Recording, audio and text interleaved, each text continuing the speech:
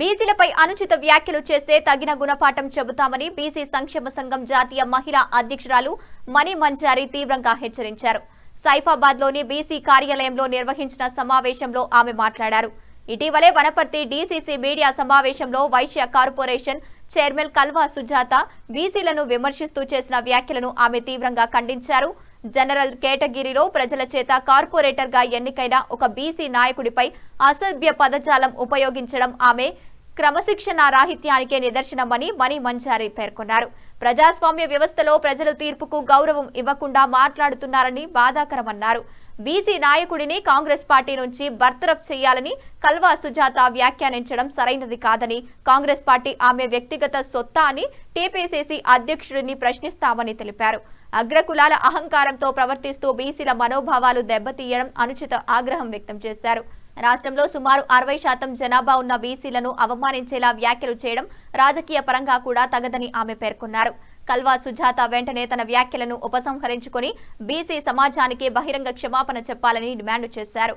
ఈ సమావేశంలో పలువురు బీసీ నాయకులు, మహిళా ప్రతినిధులు పాల్గొని బీసీల గౌరవాన్ని కాపాడేందుకు అవసరమైతే ఉద్యమానికి సిద్ధమని స్పష్టం చేశారు.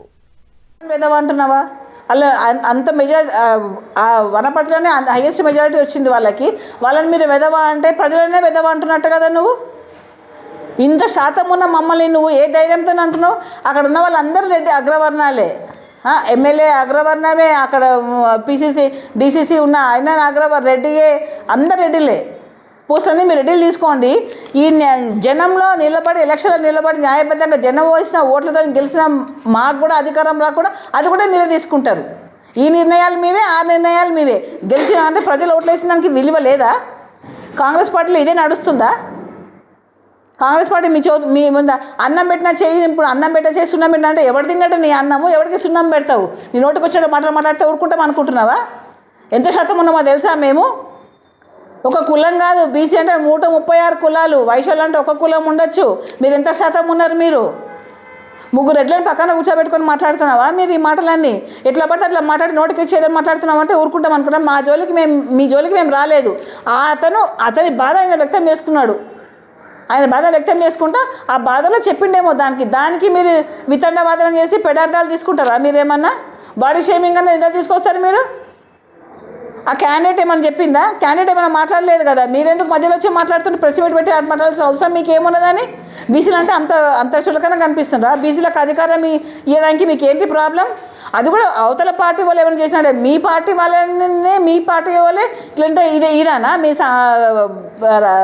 కాంగ్రెస్ పార్టీకి ఉన్న ఇది? మీకు మహేష్ కుమార్ గారు ఇచ్చారా ఏమన్నా మీకు అధికారం? తీసి పడేసాలే పార్టీల నుంచి. ఇటువంటి వాళ్ళు ఉండద్దు, ఇటువంటి నీచుడు, దుర్మార్గుడు. దేనికి దుర్మార్గం? ఎవరు దాచించి తిన్నారు? మీ ఇంట్లో నుంచి ఎవరైనా ఎత్తుకొని తిన్నారా ఏమన్నా? ఏ నీచమైన పనులు చేసిండు? ఎలక్షన్లో నిలబడి గెలిచి చైర్మన్ గారు నీచమైన పనా? అర్థం లేకుండా మీరు మాట్లాడము మనుషుల వ్యక్తుల గురించి మాట్లాడేటప్పుడు తెలుసుకొని మాట్లాడండి. కల్వా సుజాత గారు పోస్ట్ ఉన్నది, పొజిషన్ ఉన్నది, నోరు ఉందని అగ్రవర్ణాలను పక్కన పెట్టుకొని నోటికి వచ్చినట్టు మాట్లాడము అది ఎంతవరకు కరెక్ట్ అన్నది మీరు ఒకసారి ఆలోచించుకోవాలి. ఇష్టం వచ్చినట్టు మీరు మాట్లాడకుండా వేరే వాళ్ళని ఇష్టం వచ్చినట్టు మాట్లాడుతున్నాడు.